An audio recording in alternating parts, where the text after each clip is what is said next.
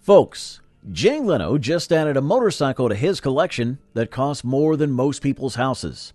We're talking $3.5 million for a bike that doesn't even have a windshield. But here's the crazy part. It's not even the most valuable two-wheeler in his garage. Today, we're diving into Jay's incredible motorcycle collection, from a 1902 Indian that helped build America to a modern rocket ship that even MotoGP riders are scared to ride. And wait until you see number 4. It's a bike so rare that even the manufacturer thought it was destroyed during World War II. Get ready for the 20 most expensive motorcycles in Jay Leno's garage. Number 20, 1902 Indian Single. Let's kick things off with what Jay calls the grandfather of American motorcycles. This 1902 Indian is one of the first 300 motorcycles ever built by the company, back when they were still called the Hindi Manufacturing Company.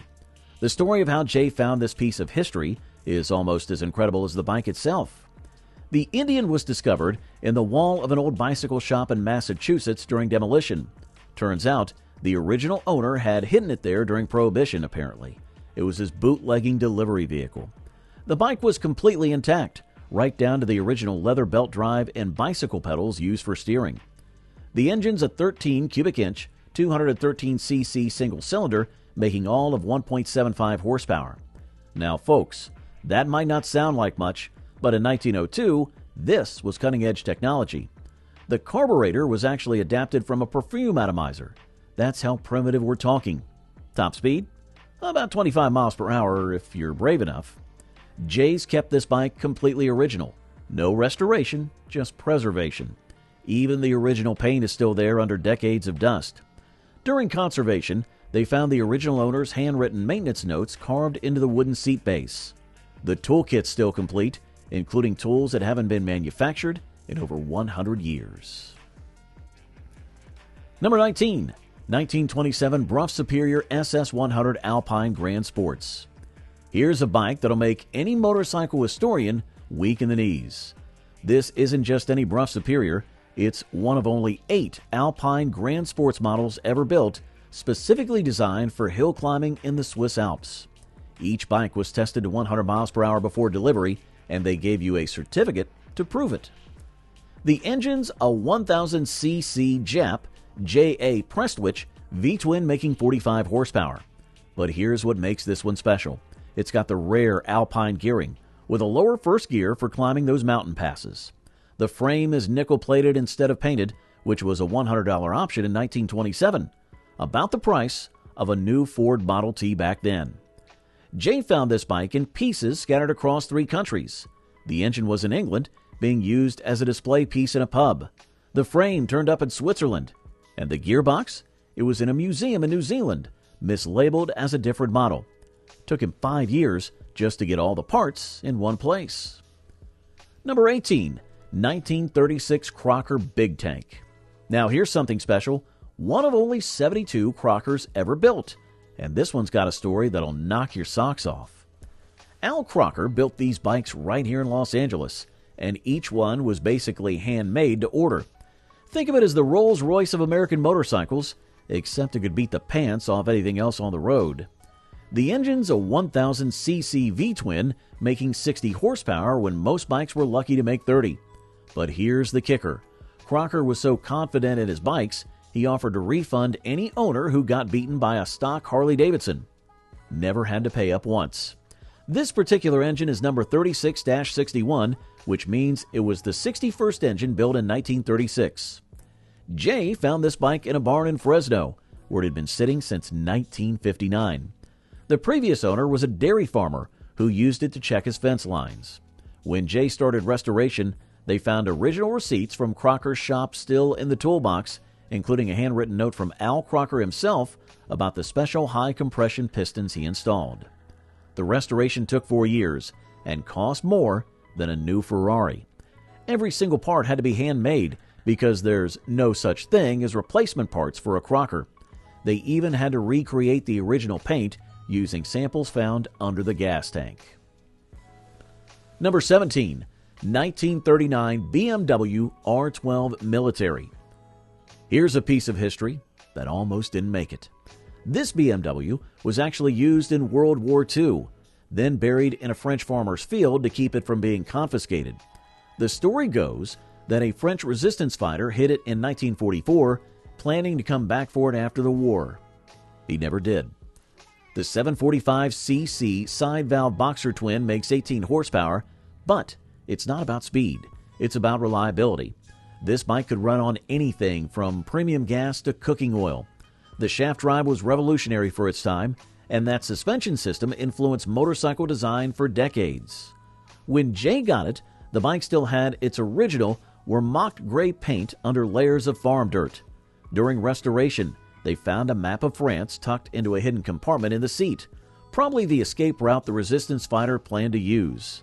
Jay kept everything original, right down to the bullet holes in the front fender. Number 16, 1948 Vincent Black Lightning.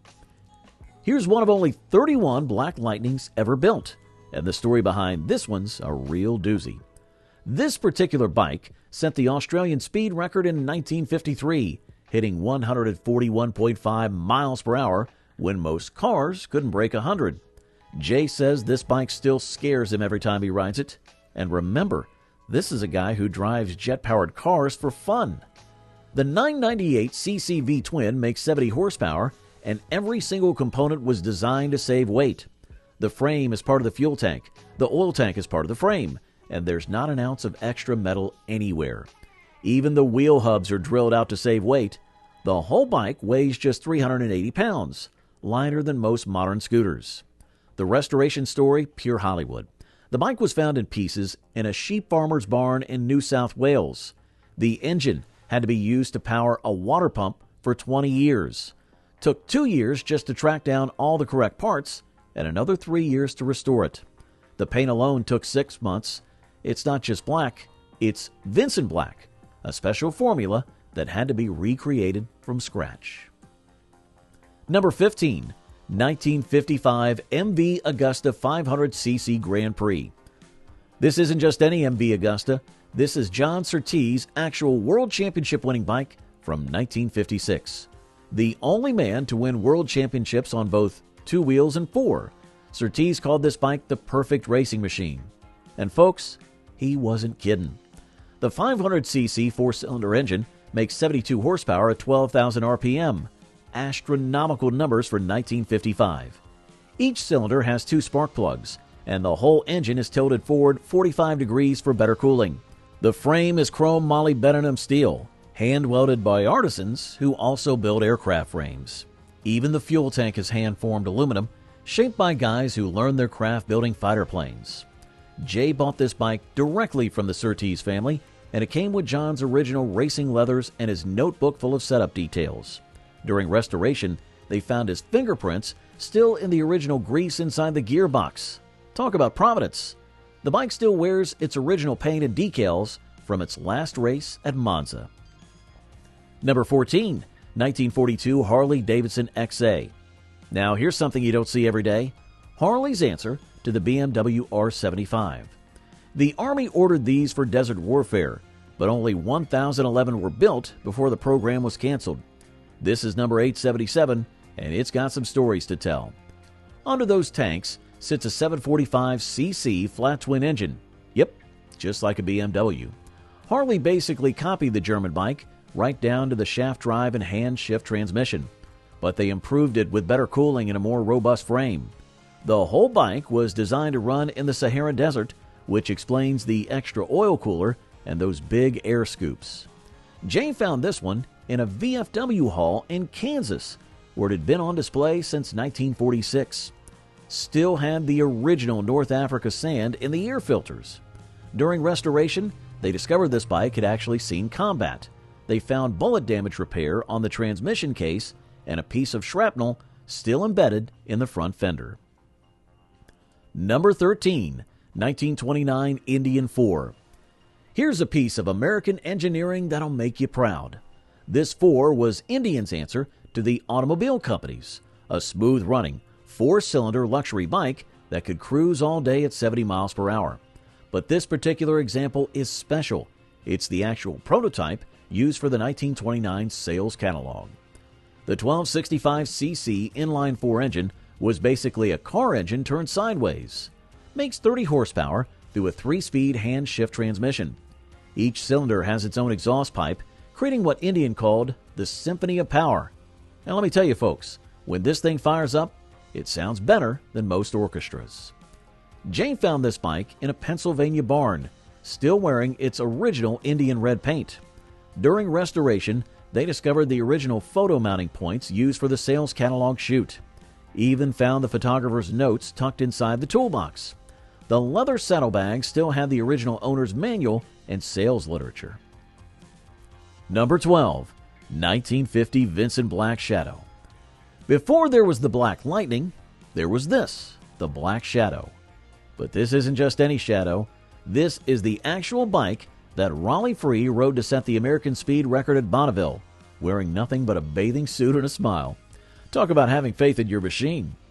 The 998cc V-twin makes 55 horsepower, and every single one of them was tested to do 125 miles per hour before leaving the factory.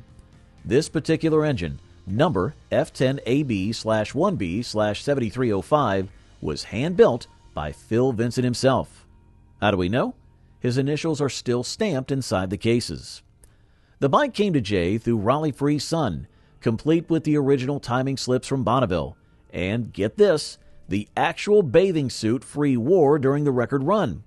During restoration, they found Free's lucky penny still taped inside the fuel tank. Jay left it there and added his own next to it. Number 11.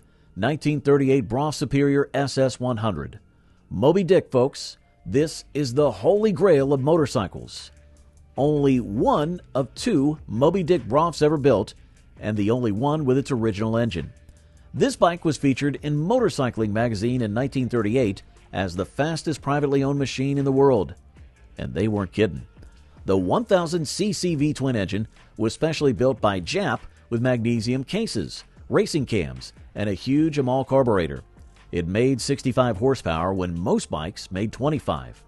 The bike was tested at 106 miles per hour in second gear. That's second gear, folks. Top speed was over 125 miles per hour, all the way back in 1938. Jay spent 15 years tracking this bike down. It had been hidden away in a Scottish castle since 1959. The original owner's family wouldn't sell it until Jay promised to ride it regularly. During restoration, they found George Brough's personal notes about the special engine timing still written in pencil inside the toolbox. Number 10. 1952 Vincent Series C Black Lightning. Here's something that'll make any motorcycle enthusiast heart skip a beat. This is one of only 33 Black Lightnings ever built, and the only one delivered new to America.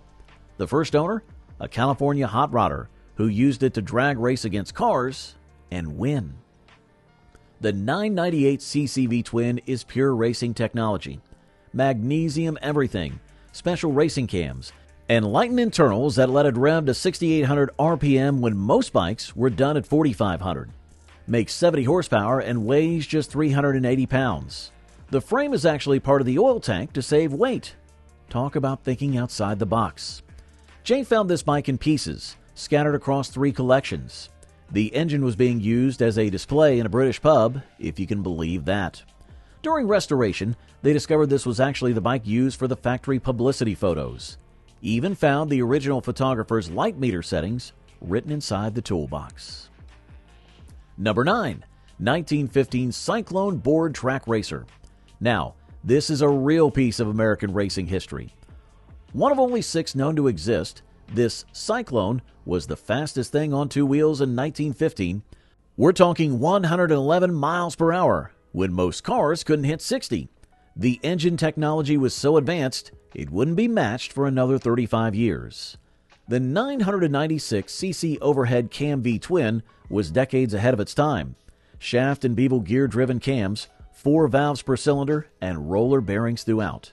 Makes 45 horsepower at 5,000 RPM. Unheard of in 1915.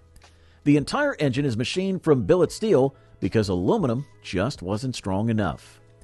Jay rescued this bike from a museum in Ohio that was going bankrupt. Still had its original board track racing tires, wooden rim monsters that were basically bicycle tires on steroids. During restoration, they found the original owner's race day setup notes carved into the wooden seat base. Number 8. 1949 Gilera 500cc Grand Prix. Here's a bike that changed racing forever. This Gilera was the first bike to use a 4-cylinder engine in Grand Prix racing, and boy did it work. Won 3 world championships and set 12 world records.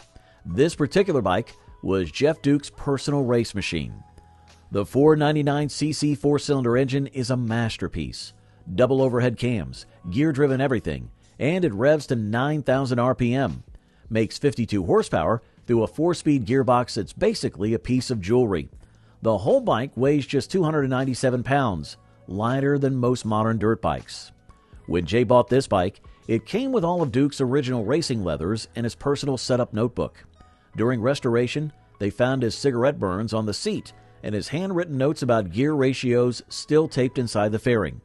Everything's been preserved exactly as it was after its last race. Number 7. 1931 Henderson KJ Streamline. Talk about Art Deco on just 2 wheels. This Henderson KJ was the fastest production motorcycle in the world when it came out. The streamlined bodywork wasn't just for show. This baby could hit 100 miles per hour when most cars were struggling to reach 60. But here's what makes this one special. It's the actual bike used in the factory promotional photos. The 1301cc inline-4 engine is smoother than a Swiss watch, makes 40 horsepower, and could cruise all day at 90 miles per hour. The engine was so well balanced, dealers would demonstrate it by standing a nickel on edge on the cylinder head while it was running. Jay says it still runs smoother than most modern bikes.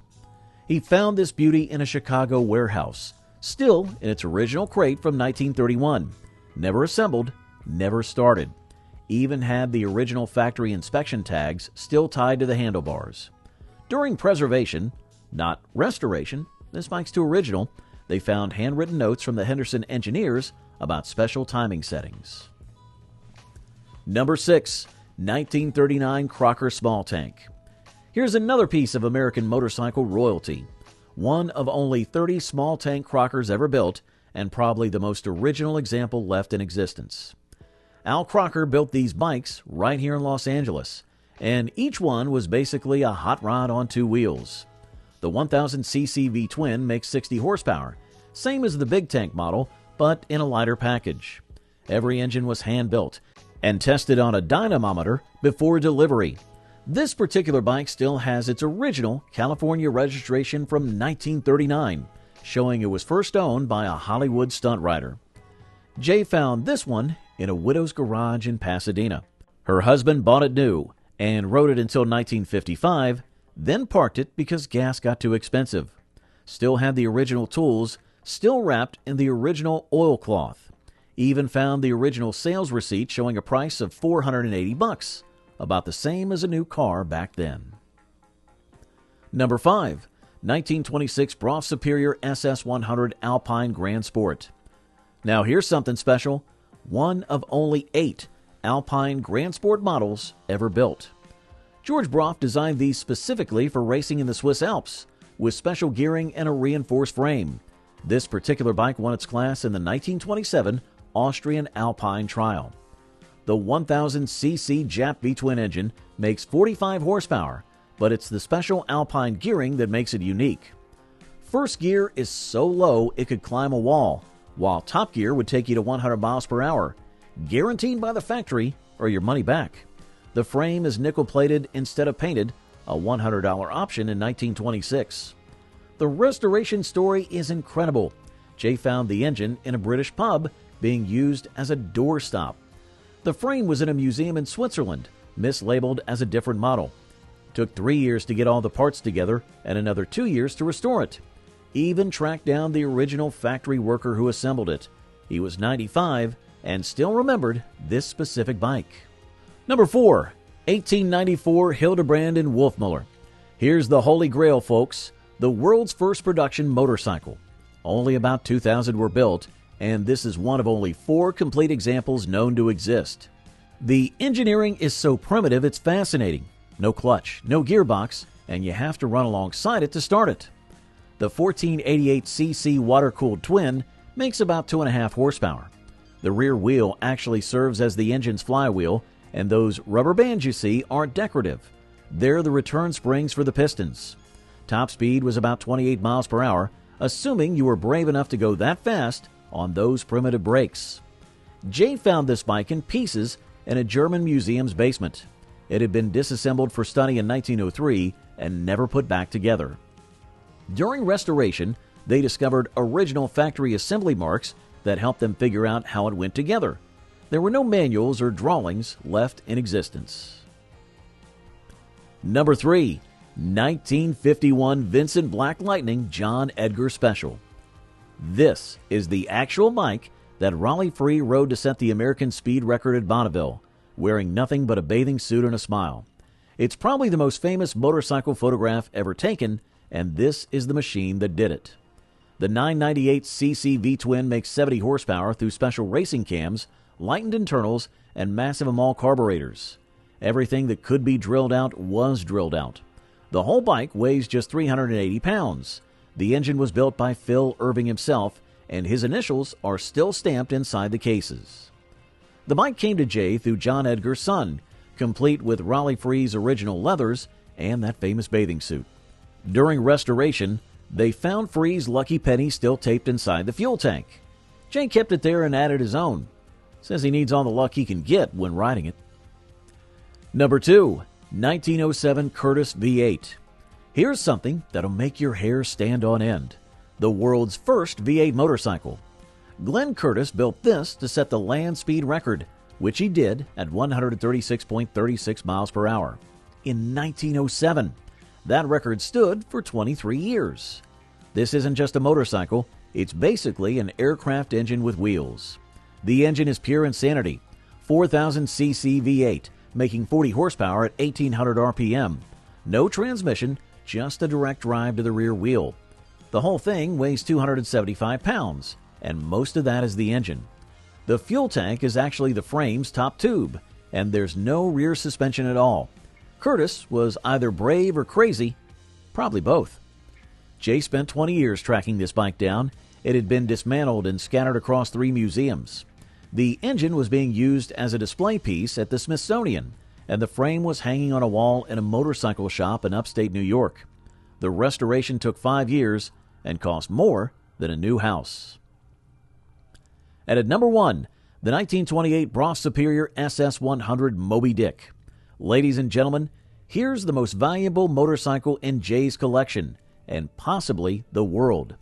This isn't just any Brough Superior, it is the Moby Dick, the actual bike that Motorcycling magazine tested in 1928 and called the fastest privately owned machine in the world. When they tested it at Brooklands, it hit 106 miles per hour in second gear. That's second gear, folks.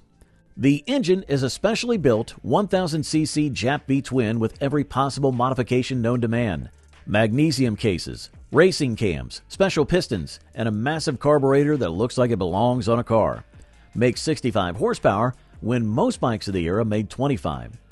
George Brough himself oversaw the building of this engine, and his fingerprints are still in the original grease inside the cases. The restoration story is pure Hollywood. Jay spent 15 years tracking this bike down. It had been hidden away in a Scottish castle since 1959, owned by a reclusive collector who refused to even acknowledge its existence. It took Jay 3 visits to Scotland and a promise to ride it regularly before the owner would even consider selling it.